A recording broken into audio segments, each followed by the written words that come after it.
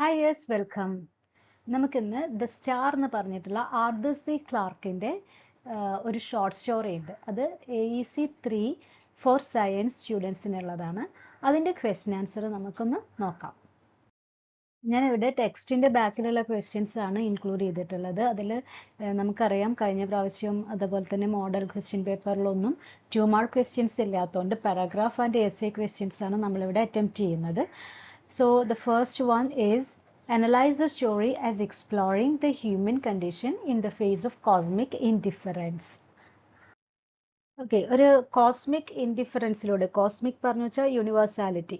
ഇപ്പോൾ നിങ്ങൾ സുനിത വില്യംസിൻ്റെ കഥ കേട്ടിട്ടുണ്ടാവും. സുനിത വില്യംസ് പറയുന്നുണ്ട് ഒരുപാട് കാലം അവിടെ നിന്ന സമയത്ത്, സ്പേസിൽ നിന്ന സമയത്ത് അവർക്ക് ഭൂമിയിലേക്ക് നോക്കുമ്പോൾ അല്ലേ, അതായത് നമ്മളുടെ ഈ അതിർവരമ്പുകളിലൊന്നും വലിയ കാര്യമില്ല. ഈ ഭൂമിയിലാണെങ്കിൽ പലതരം ആളുകൾ, പലതരം രാജ്യങ്ങൾ അല്ലേ, പല അതിനു വേണ്ടിയിട്ട് യുദ്ധം ചെയ്യുന്നു. അപ്പോൾ അതിലൊന്നും വലിയ കാര്യമില്ല. അതൊന്ന് പുറത്ത് നോക്കുമ്പോൾ ഇതൊക്കെ വളരെ ചെറുതാണ് എന്നുള്ളൊരു ചിന്തയാണ് സുനിത വില്യംസ് ഷെയർ ചെയ്തത്. അത് തന്നെയാണ് ഈ കോസ്മിക് ഇൻഡിഫറൻസ് എന്ന് പറഞ്ഞു കഴിഞ്ഞാൽ. ഇപ്പോൾ ഇവിടെ മനുഷ്യൻ്റെ അവസ്ഥ അല്ലേ, എങ്ങനെയാണ് ഈ കോസ്മിക് സ്പേസിൽ അത് പറയുന്നത്. In the star, Arthur C. Clarke shows how the universe does not care about human feelings or beliefs. Universe ഒരിക്കലും മനുഷ്യൻ്റെ ഫീലിങ്സ് ഒന്നും കെയർ ചെയ്യുന്നില്ല എന്നുള്ളതാണ് ആർതർ സി ക്ലാർക്ക് പറയുന്നത്. The Jesuit priest, who is also scientist, discovers the ruins of an advanced civilization that was destroyed by a supernova. അപ്പോൾ നമുക്കറിയാം ഇവിടെ ഒരു ജെസ്യൂട്ട് പ്രീസ്റ്റ് ആണ് ഇവിടുത്തെ ഹീറോ എന്ന് പറയുന്നത്.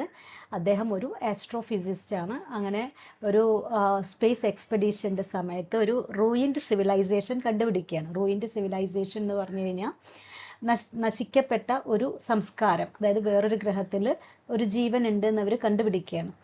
അതിപ്പോൾ നശിച്ചിട്ടുണ്ട്. ഒരു സൂപ്പർനോവ പറഞ്ഞു വെച്ചാൽ നക്ഷത്രം കത്തി നശിക്കുന്ന നക്ഷത്രത്തിനെ നമ്മൾ സൂപ്പർനോവയെ പറയാം.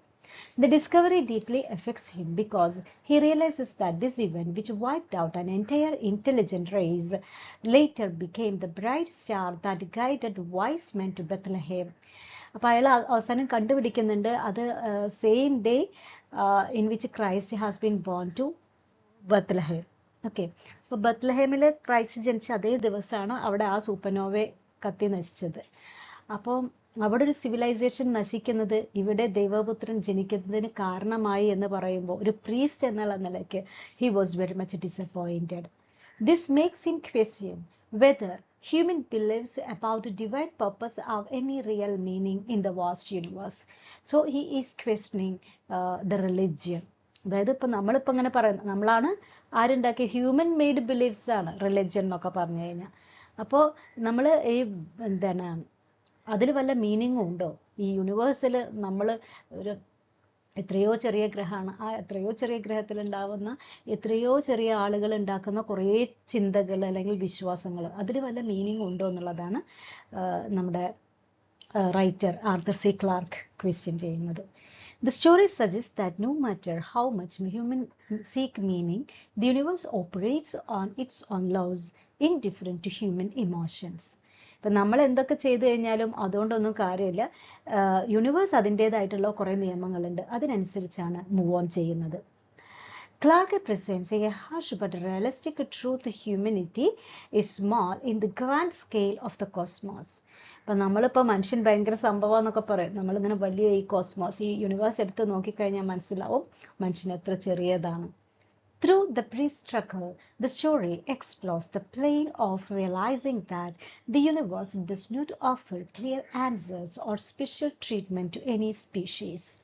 അപ്പോൾ നമുക്ക് പ്രീസ്റ്റിൻ്റെ ഒരു ആ സ്ട്രഗിൾ, അതായത് അയാൾ ഇനി റിലിജ്യൻ വിശ്വസിക്കണോ അതോ സയൻസ് വിശ്വസിക്കണോ എന്നുള്ള ആ ഒരു സ്ട്രഗിൾ ആ സമയത്ത് സ്റ്റോറിയിൽ പറയുന്നുണ്ട്.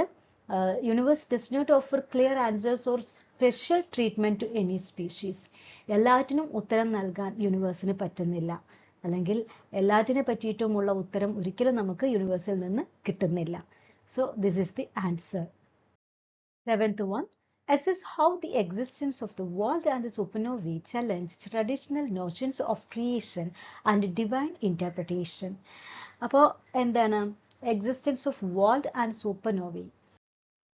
World means the sky or that is we see the sky as an arch shape, that is vault. And the supernovae or the universe, we can say it as universe, or the supernovae challenge traditional notions of creation and divine interpretation. നമുക്കറിയാം മനുഷ്യന്മാരാണ് beliefs ഒക്കെ ഉണ്ടാക്കിയത്. മനുഷ്യന്മാർ beliefs ഉണ്ടാക്കിയത് ഭൂമിയിൽ ഇരുന്നിട്ടാണ്. അപ്പോൾ അതുകൊണ്ട് തന്നെ അവർക്ക് ഭൂമിയായിരുന്നു ഏറ്റവും വലുത്. പിന്നെ ഭൂമിയിൽ നിന്ന് പുറത്തു പോകാൻ തുടങ്ങിയപ്പോഴാണ് ഭൂമി ഒന്നും അല്ല എന്ന് മനസ്സിലായത്. അപ്പോൾ എങ്ങനെയാണ് ഈ സൂപ്പർനോവ ഈ വേൾഡ് ഒക്കെ ഉണ്ട് എന്നുള്ളത് നമ്മുടെ ട്രഡീഷണൽ ആയിട്ടുള്ള ആ ഒരു ഡിവൈൻ ഇൻ്റർപ്രിട്ടേഷൻ, ദൈവികമായിട്ടുള്ള കാര്യങ്ങളെ ചലഞ്ച് ചെയ്യുന്നത്. അതായത് സയൻസും ആസ്ട്രോഫിസിക്സും റിലിജ്യനും എങ്ങനെയാണ് പരസ്പര വിരുദ്ധങ്ങളാവുന്നത് എന്നുള്ളതാണ്. The discovery of the world and the supernova forces the priest to rethink traditional religious beliefs. അപ്പോൾ നമ്മൾ പ്രീസ്റ്റ് എന്ത് ചെയ്തു? അയാൾ ചിന്തിക്കാൻ തുടങ്ങി. The world left behind by a doomed civilization contains records of their achievements, culture and final moments. So ഇവരിവിടെ ചെന്നിട്ടൊരു space എക്സ്പെഡിഷനിൽ ആകാശത്ത് നിന്നിട്ട് അവരെന്ത് ചെയ്യാണ്? ഒരു സിവിലൈസേഷൻ വിച്ച് ഈസ് ഡൂംഡ്, നശിച്ചിട്ടുണ്ട് അല്ലേ? അപ്പോൾ പക്ഷെ അതിൻ്റെ ബാക്കി കുറേ കാര്യങ്ങൾ അവരവിടെ കണ്ടുപിടിക്കുകയാണ്. അവരുടെ കൾച്ചർ, അവരുടെ അച്ചീവ്മെൻറ്റ്സ്, ഇതൊക്കെ കണ്ടിട്ട് നമ്മുടെ ഈ Jesuit priest was astonished. It shows that they knew that their planet was going to be destroyed, yet they still tried to preserve their history. അപ്പോൾ ഇത് നശിക്കാൻ പോവുകയാണെന്നറിയാം, എന്നാലും ഹിസ്റ്ററി സംരക്ഷിക്കണം എന്നുള്ളത് കൊണ്ട് അവരതിനെ എന്ത് ചെയ്യാണ്? പ്രിസർവ് ചെയ്യാൻ ശ്രമിക്കുകയാണ്. അപ്പോൾ ലോകാവസാനമായി എന്നറിഞ്ഞിട്ട് കൂടെ അവരെ ഞങ്ങളിവിടെ ജീവിച്ചിരുന്നു എന്ന് എന്നെങ്കിലും ആരെങ്കിലും വരികയാണെങ്കിൽ മനസ്സിലാക്കണം എന്നുള്ള രീതിയിൽ അവർ കുറച്ച് കാര്യങ്ങൾ അവിടെ ചെയ്യുന്നുണ്ട്. The challenge is the idea that God has a plan for an all intelligent life because this race was wiped out without any clear purpose.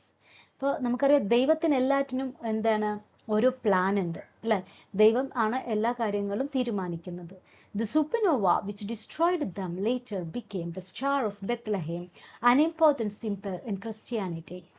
പിന്നെ നമുക്കറിയാം ആ സൂപ്പർനോവ, അതായത് ആ നക്ഷത്രം കത്തി നശിച്ചപ്പോൾ ഉണ്ടാവുന്ന ആ ഒരു ലൈറ്റ്, അതാണ് ബത്ലഹേമിൽ യേശു ജനിച്ചപ്പോൾ ഉണ്ടായത്. This makes the priest question whether divine signs truly are meaning or if they are just random cosmic events. അപ്പോൾ നമ്മുടെ പ്രീസ്റ്റ് ക്വസ്റ്റ്യൻ ചെയ്യാണ് എന്താണ് ഇതിന്, അതായത് ഈ ഡിവൈൻ സയൻസ് പറഞ്ഞു വെച്ചാൽ നമ്മുടെ ബത്ലഹേമിൽ കണ്ടിട്ടുള്ള ആ നക്ഷത്രം, അതിനെന്തെങ്കിലും റിലീജിയസ് ഇന്റർപ്രിട്ടേഷൻ ഉണ്ടോ? മാത്രവുമല്ല അത് യൂണിവേഴ്സൽ ട്രൂത്തുമായിട്ട് കണക്റ്റഡ് ആണോ എന്നുള്ള കാര്യങ്ങളൊക്കെ പ്രീസ്റ്റ് ചിന്തിക്കുകയാണ്. By presenting this conflict, Clark challenges the idea that human faith can fully explain the working of the universe. അല്ലേ? അപ്പം അതുപോലെ തന്നെ ഹ്യൂമൻ ഫെയ്ത്ത്, മനുഷ്യൻ്റെ വിശ്വാസങ്ങളും അതുപോലെ യൂണിവേഴ്സിൻ്റെ പ്രവർത്തനങ്ങളും എല്ലാം വളരെ പരസ്പര വിരുദ്ധങ്ങളാണ്. അവിടെ ഒരു കോൺഫ്ലിക്റ്റ് ഉണ്ട് അല്ലേ? ഒരിക്കലും അത് ഒത്തുപോകുന്നതല്ല എന്നുള്ളതാണ് ക്ലാർക്ക് ഇവിടെ പറയുന്നത്. Explore the conflict between scientific understanding and faith in the story. നമ്മൾ നേരത്തെ പറഞ്ഞത് തന്നെയാണ്, അതായത് conflict between scientific understanding and faith in the story. ഈ രണ്ട് ക്വസ്റ്റ്യനും നിങ്ങൾക്ക് ഏകദേശം ഒരേപോലെയാണ് ആൻസർ വരുന്നത്. അപ്പോൾ നിങ്ങൾക്കത് ഒരുപോലെ എഴുതാവുന്നതാണ് എക്സാമിന് ചോദിച്ചിരുന്നത്. In the Star, the priest is both a scientist and a man of faith, but his discovery shakes his beliefs. അപ്പോൾ ഇയാളൊരു സയൻറ്റിസ്റ്റുമാണ് നമ്മുടെ hero, is A Jesuit priest, അതുപോലെ തന്നെ ഒരു പ്രീസ്റ്റുമാണ്. അപ്പോൾ അയാൾക്ക് എന്താണ് സയൻസിലും വിശ്വാസമുണ്ട്, അതുപോലെ തന്നെ റിലിജിയനിലും is a believer. Science helps him understand the universe, but it also reveals facts that make him question his religion. സയൻസിലൂടെ അയാൾ സ്പേസ് എക്സ്പെഡീഷനിലൊക്കെ പോയപ്പോൾ യൂണിവേഴ്സ് എന്താണെന്ന് മനസ്സിലാക്കുകയും അത് അയാളെ റിലിജിയനെ പറ്റി ക്വസ്റ്റ്യൻ ചെയ്യാൻ പ്രേരിതനാക്കുകയും ചെയ്തു. The destruction of an innocent civilization by the same supernovae that came a religious symbol makes him wonder if God truly has a plan. അപ്പോൾ ഈ ബത്ലഹേമിൽ അന്ന് ഉണ്ടായി എന്ന് പറഞ്ഞിട്ടുള്ള ആ ലൈറ്റ് അല്ലെങ്കിൽ ആ ഒരു നക്ഷത്രം എന്ന് പറയുന്നത് ദി എൻഡ് ഓഫ് എ സിവിലൈസേഷനാണ്. അപ്പോൾ ഗോഡ് ശരിക്കും ഉണ്ടോ? ഗോഡ് തന്നെയാണോ അതൊക്കെ ചെയ്യുന്നത് എന്നുള്ളത് അയാൾ സസ്പെക്ട് ചെയ്യാണ്. If God is loving, why would he allow such a tragedy? അല്ലേ? ദൈവം നമ്മളെയൊക്കെ സ്നേഹിക്കുന്നുണ്ടെങ്കിൽ എങ്ങനെ ഒരു സ്നേഹിക്കുന്ന ആളുകൾക്ക് മറ്റുള്ളവരെ നശിപ്പിക്കാൻ പറ്റും? This is a common struggle in real life. Many people find it hard to balance faith with the harsh realities of science. അപ്പോൾ നമുക്ക് ഈ റിയാലിറ്റീസ്, അതായത് സയൻസിന്റെ റിയാലിറ്റീസ് ഒരിക്കലും ഉൾക്കൊള്ളാൻ ഒരു പ്രീസ്റ്റിന് പറ്റുന്നില്ല. The priest begins the story believing that science and faith can work together, but by the end he is left in doubt. Clark shows that scientific truth does not always match religious beliefs and forces people to face difficult situations. അല്ലേ? അപ്പം എന്താ പറയുന്നത്? Religious beliefs ആയിട്ട് match ചെയ്യുന്നില്ല. പക്ഷേ എന്താണ് beliefs and forces people to face difficult situations. അല്ലേ? അപ്പോൾ സയന്റിഫിക് ട്രൂത്തുകൾ എന്താണ് മനുഷ്യനെ പ്രേരിതനാക്കുകയാണ്. ഒരുപാട് ബുദ്ധിമുട്ടുകൾ നമുക്കും വരാനുണ്ട്. ഇതുപോലൊരു സിവിലൈസേഷൻ അവിടെ എൻഡ് ചെയ്തു, നമ്മുടെയും എൻഡ് ചെയ്യാം എന്നുള്ള ഓരോരോ ചിന്തകൾ നമ്മളിൽ ഉണ്ടാക്കുകയാണ് ചെയ്യുന്നത്. The story does not give a clear answer, but leaves the reader to think about this conflict.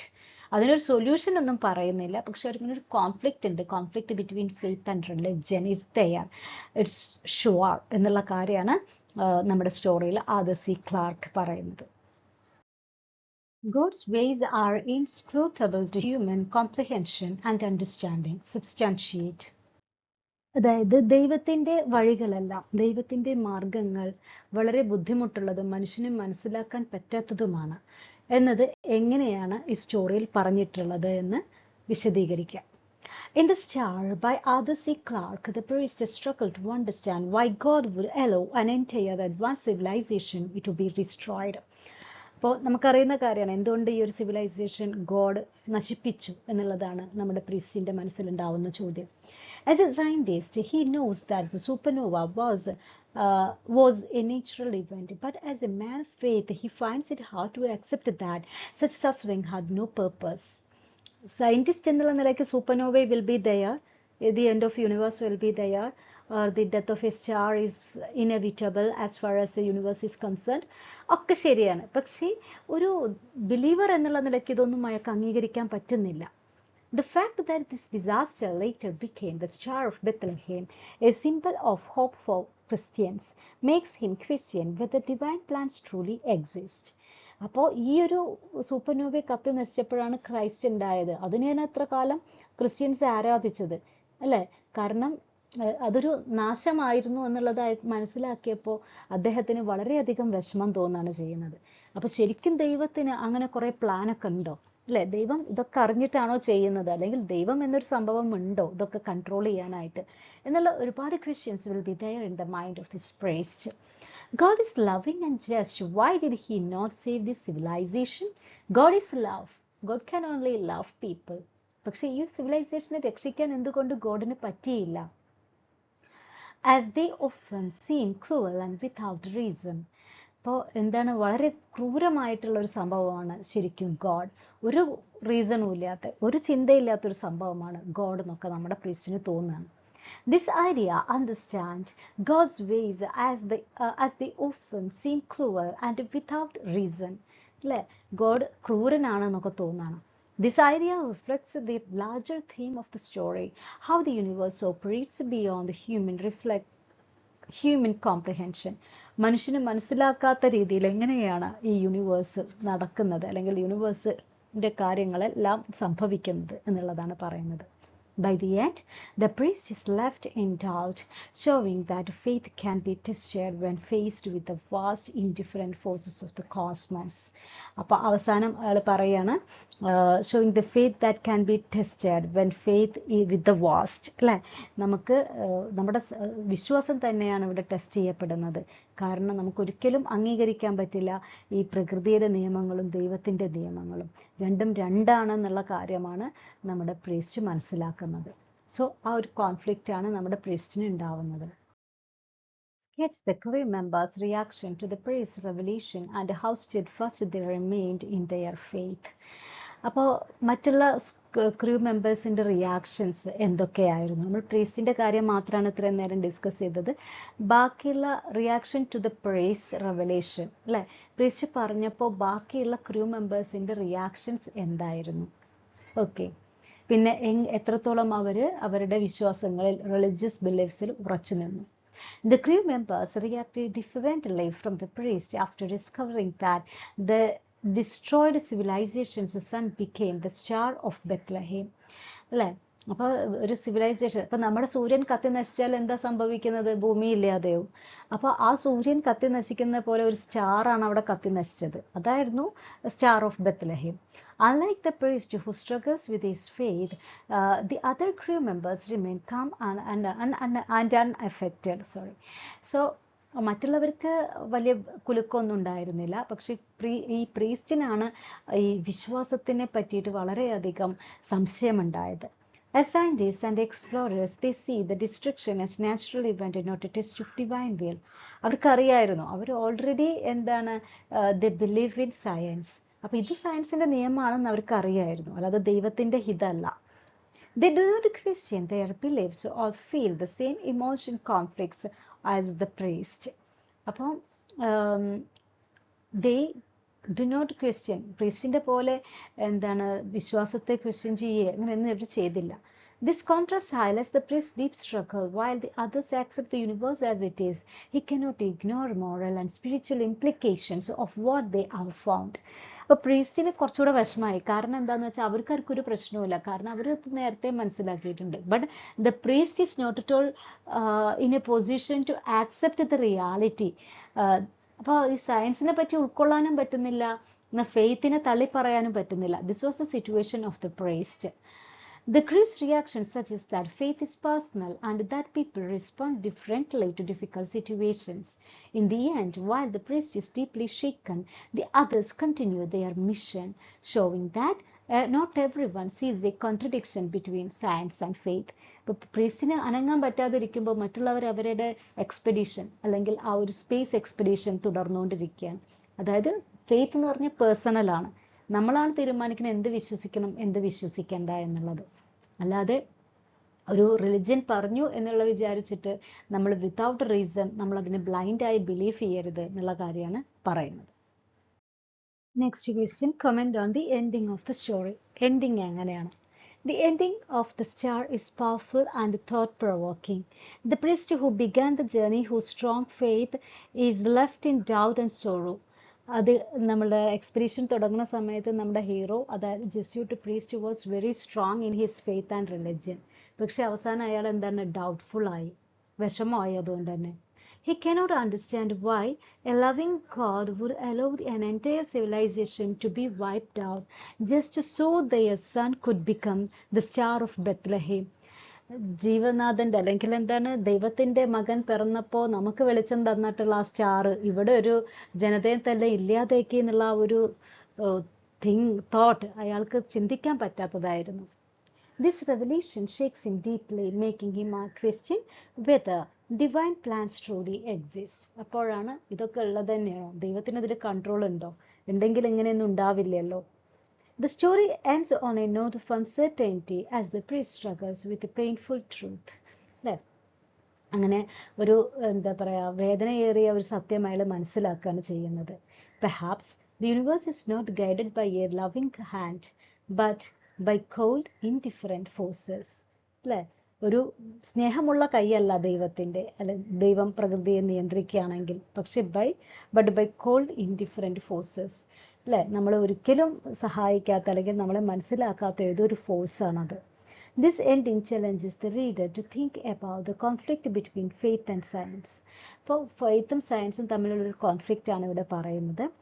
It does not provide an easy answer, but instead leaves us with an unsettling question.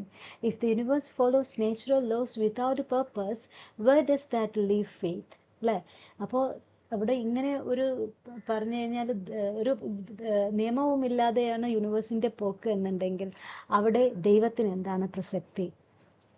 Okay, Clark's story forces us to confront the mystery and vastness of existence, just as the priest does. അല്ലേ? അപ്പോൾ അതുപോലെ തന്നെ നമ്മുടെ ഈ ഒരു പ്രപഞ്ചത്തിന്റെ രഹസ്യം ഇനിയും കണ്ടുപിടിക്കേണ്ടിയിരിക്കുന്നു എന്നുള്ളൊരു കാര്യമാണ് നമ്മുടെ പ്രീസ്റ്റ് പറയുന്നത് അവസാനം. This is the ending of the story. ഇനി എസ് എ ക്വസ്റ്റ്യൻ ആണ്. എസ് എ ക്വസ്റ്റ്യൻ ഞാൻ പറഞ്ഞതുപോലെ തന്നെ 2 പുറാണ് എഴുതേണ്ടത്. പാരഗ്രാഫ് 1 പുറാണ് എഴുതേണ്ടത്. പാരഗ്രാഫിന് 5 or 6 മാർക്സ് ആണുള്ളത്. എസ് എക്ക് 10 മാർക്സ് ആണ്. അപ്പം അതിനനുസരിച്ച് വേണം നിങ്ങൾ ആൻസർ ചെയ്യാനായിട്ട്. In The Star by Arthur, the narrator's journey on a physical and spiritual plane. In The Star by Arthur Clarke, the narrator, a Jesuit priest and scientist, embarks on a journey that is both physical and spiritual. Okay, അപ്പോൾ സ്പിരിച്വലും അതുപോലെ തന്നെ ഫിസിക്കലും ആയിട്ടുള്ളൊരു ജേർണീനെ പറ്റിയിട്ടാണ് ഇവിടെ പറയുന്നത്. Physically he travels with a team of explorers to a distant star system that was once home to a highly advanced civilization. നമ്മൾ നേരത്തെ പറഞ്ഞ പോലെ അങ്ങനെ ഒരു സിവിലൈസേഷൻ അവർ കണ്ടെത്തുകയാണ്, നഷ്ടപ്പെട്ട അല്ലെങ്കിൽ നശിക്കപ്പെട്ട ഒരു civilisation. Their mission is to study the remnants of this civilization and understand what happened to. അങ്ങനെ അവരതിൻ്റെ അവശിഷ്ടങ്ങളൊക്കെ കണ്ടെത്തി അതെന്താണ്, എങ്ങനെയാണ് സംഭവിച്ചതെന്ന് ആൻസർ ചെയ്യാൻ തുടങ്ങുകയാണ് അല്ലെങ്കിൽ കണ്ടുപിടിക്കാൻ തുടങ്ങുകയാണ്. The expedition leads them to a world containing artifacts and records, revealing that the civilization was completely destroyed when its sun went supernova. ഈ സിവിലൈസേഷൻ നശിച്ചത് എങ്ങനെയാണ്? അവരുടെ ആ ഗ്രഹത്തിൻ്റെ സൺ അല്ലേ, അവരുടെ നക്ഷത്രം ഒരു സൂപ്പർനോവയായിട്ട് നശിച്ചു. അപ്പോൾ ഇതാണ് നമ്മുടെ background. This physical journey into space also journey to knowledge as the team uncovers scientific truths about the past. ഇപ്പോൾ ഒരു ജേർണി ടു ട്രൂത്ത് ആണ്. അതാണ് ഒരു സ്പേസ് എക്സ്പെഡിഷൻ എന്നൊക്കെ പറഞ്ഞു. ഒരുപാട് കാര്യങ്ങൾ അവർ കണ്ടെത്തി. ഒരു പുതിയ സിവിലൈസേഷൻ ഉണ്ടായിരുന്നു എന്നൊക്കെ അവർ കണ്ടെത്തി. On a deeper level, coexist, but his discovery challenges this belief. He learns that the supernova that wiped out the civilization was the same star that guided the wise men to Bethlehem. The Star of Bethlehem. ബത്ലഹേമിലേക്ക് wise മെന്നെ അല്ലെ, ഉണ്ണി പിറന്നപ്പോൾ 3 രാജാക്കന്മാരെ കൊണ്ടുപോയില്ലേ, അതാണ് ഈ പറഞ്ഞ supernova. Then, this realization shakes his faith to its core. He suggests he struggles to understand why a just and loving God would allow an entire civilization to perish just to create a sign for the birth of Christ. The journey therefore becomes a test of faith. അല്ലേ, നമ്മൾ നേരത്തെ പറഞ്ഞ പോലെ ആ ഒരു struggle അത് അയാളുടെ മനസ്സിലുണ്ടാവും. The impact of this expedition extends beyond the priest's personal struggle. It raises questions about humanity's place in the universe and the nature of divine intervention. അതായത് നേരത്തെ പറഞ്ഞ പോലെ തന്നെ നമ്മുടെ മനുഷ്യൻ്റെ സ്ഥാനവും യൂണിവേഴ്സിൻ്റെ സ്ഥാനവും എന്താണ് നേച്ചുറൽ ലോ എന്ന് പറഞ്ഞു കഴിഞ്ഞാൽ, എന്താണ് ദൈവികമായ ഇടപെടൽ എന്ന് പറഞ്ഞു കഴിഞ്ഞാൽ, ഈ ചോദ്യങ്ങളൊക്കെ നമ്മുടെ പ്രീസ്റ്റിൻ്റെ മനസ്സിൽ വരികയാണ്. The story suggests that the universe follow natural laws indifferent to human concerns. യൂണിവേഴ്സിന് അതിൻ്റേതായിട്ടുള്ള ഒരു ലോ ഉണ്ട്, മനുഷ്യനുണ്ടാക്കുന്ന നിയമങ്ങളല്ല. This challenges traditional religious beliefs that assume a purposeful, benevolent divine plan. അപ്പോൾ ഇത് റിലീജിയസ് ബിലീഫിനെ ചലഞ്ച് ചെയ്യുകയാണ്. അതായത് റിലിജ്യൻ എല്ലാം പറഞ്ഞിട്ടുണ്ട്, പക്ഷേ റിലിജ്യൻ പറഞ്ഞതൊന്നുമല്ല സയൻറ്റിസ്റ്റുകൾ എക്സ്പീരിയൻസ് ചെയ്യുന്നത്. The priest, now burdened with a doubt, symbolizes the conflict between the religious faith and scientific discovery. അപ്പോൾ conflict between റിലിജ്യനും അതുപോലെ സയൻറ്റിഫിക് ഡിസ്കവറിയും തമ്മിലുള്ള ആ ഒരു കോൺഫ്ലിക്റ്റ് അതാണ് നമ്മുടെ പ്രീസ്റ്റിൻ്റെ മനസ്സിലുണ്ടാവുന്നത്. In the end, the star leaves the narrator and the reader with an unsettling realization. The universe may not operate according to human expectations or morality and purpose. നമ്മൾ പറയുന്ന പോലെയല്ല യൂണിവേഴ്സിൽ കാര്യങ്ങൾ നടക്കുന്നത്. The priest's journey reflects the larger human quest for meaning in a vast and indifferent cosmos. ഈ ഒരു വലിയ cosmos അല്ലെങ്കിൽ യൂണിവേഴ്സിൽ എങ്ങനെയാണ് സംഭവങ്ങൾ നടക്കുന്നത്, അതിൻ്റെ മീനിങ് എന്താണ് എന്നുള്ളതൊക്കെയാണ് അദ്ദേഹം ഇവിടെ സംശയിക്കുന്നത്, അല്ലെങ്കിൽ ആ ഒരു സംശയമാണ് അദ്ദേഹത്തിന് അവസാനം ഉണ്ടാവുന്നത്. His struggle is not just personal, but represents the tension between faith and knowledge, a struggle that continues in modern discussions about science and religion. ഇപ്പോൾ നമുക്കറിയാം മോഡേൺ ഡിസ്കഷൻസ് സയൻസും റിലിജനും തമ്മിലുള്ള ഒരു കോൺഫ്ലിക്റ്റ് എന്ന് പറഞ്ഞിട്ട് നമ്മൾ കേൾക്കുന്നതാണ്. അപ്പോൾ അത് തന്നെയാണ് നമ്മുടെ പ്രീസ്റ്റിൻ്റെ മനസ്സിൽ അന്നുണ്ടായത്. അതാണ് നമ്മുടെ സ്റ്റോറിയിൽ പറയുന്നത്. സെക്കൻഡ് എസ്സേ ക്വസ്റ്റ്യൻ ആണ് challenging traditional notions of creation and humanity's position in the universe. Same അതന്നെയാണ് പറയുന്നത്. നിങ്ങൾ ഒരു എസ്സേ ഉണ്ടാക്കി പഠിച്ചാൽ മതി. അത് ഏത് ക്വസ്റ്റ്യൻ ചോദിച്ചു കഴിഞ്ഞാലും ആ എസ്സേ എഴുതിയാൽ മതി. അതിൻ്റെ ഇൻട്രൊഡക്ഷനും കൺക്ലൂഷനും ഒന്ന് ചേഞ്ച് ചെയ്താൽ മതി അക്കോർഡിംഗ് ടു ദ ക്വസ്റ്റ്യൻ, അല്ലെങ്കിൽ നിങ്ങൾക്ക് ബുദ്ധിമുട്ടാവും. Arthur C. Clarke's The Star challenges traditional religious views about creation and humanity's importance in the universe. Many religious beliefs assume that the universe has a divine purpose and that human life is central to creation. നമ്മൾ വിചാരിക്കുന്നു എന്താണ് മനുഷ്യനാണ് ഈ ഭൂമിയുടെയൊക്കെ അല്ലെങ്കിൽ കേന്ദ്രം എന്നുള്ളത്. എന്ന് വെച്ചാൽ നമ്മൾ ഗോഡ് പോലും മനുഷ്യനെ ഉണ്ടാക്കിയത് ഗോഡിന്റെ ഇമേജിലാണ്. അപ്പൊ മനുഷ്യന്റെ രൂപമാണ് ഏറ്റവും വലുത് എന്നൊക്കെ പറഞ്ഞിട്ടൊക്കെ നമ്മൾ ഇതുവരെ കേട്ടിട്ടുള്ളത്. However, the story presents a different perspective, one where natural forces such as supernovas operate independently of human concerns or divine intervention. അതായത് ദൈവത്തിനും മനുഷ്യനും ഒക്കെ ബിയോണ്ട് ആണ് ചില കാര്യങ്ങൾ യൂണിവേഴ്സിൽ. ഈ സൂപ്പർനോവയൊക്കെ കത്തി നശിച്ചതൊക്കെ അങ്ങനെയാണ്.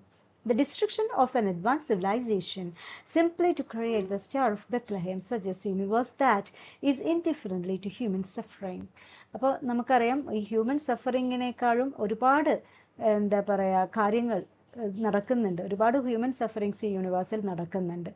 അപ്പോൾ ഇതൊന്നും ദൈവത്തിനെ ബോധർ ചെയ്യുന്നില്ല. കാരണം ദൈവം ഒരിക്കലും ഒരു എന്താ പറയുക ഒരു സപ്പോർട്ടർ ഓഫ് ഹ്യൂമൻ ബീയിങ്സ് അല്ല.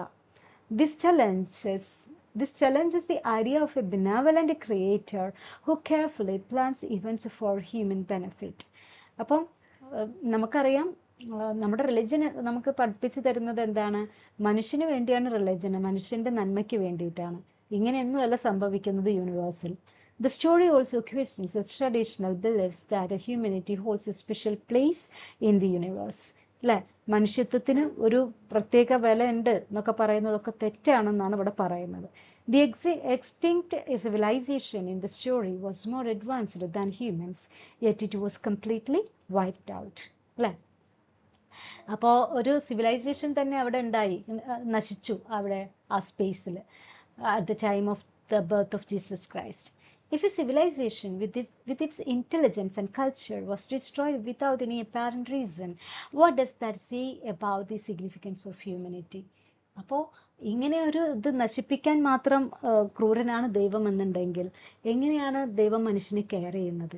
Clarke's story suggests that the universe does not favor any particular species and that life exists at the mercy of natural cosmic events. അപ്പോൾ ദൈവം ഉണ്ടെങ്കിലല്ലേ അങ്ങനെയൊക്കെ ചെയ്യുള്ളൂ. പക്ഷെ യൂണിവേഴ്സിന്റെ നിയമം അനുസരിച്ച് യൂണിവേഴ്സ് ഇതൊന്നും ശ്രദ്ധിക്കുന്നില്ല.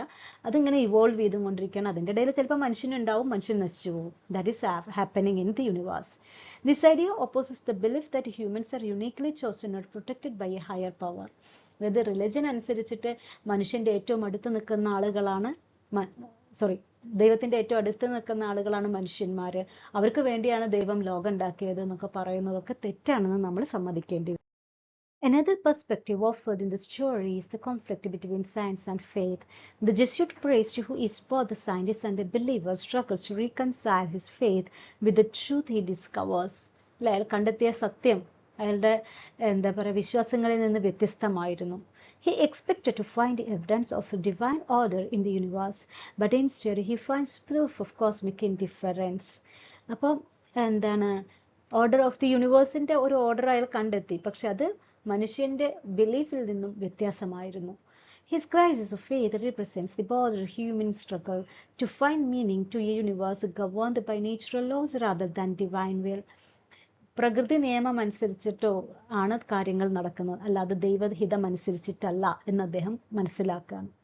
Clarke uses the priests in a turmoil to suggest that religious interpretations of creation may not align with the scientific reality.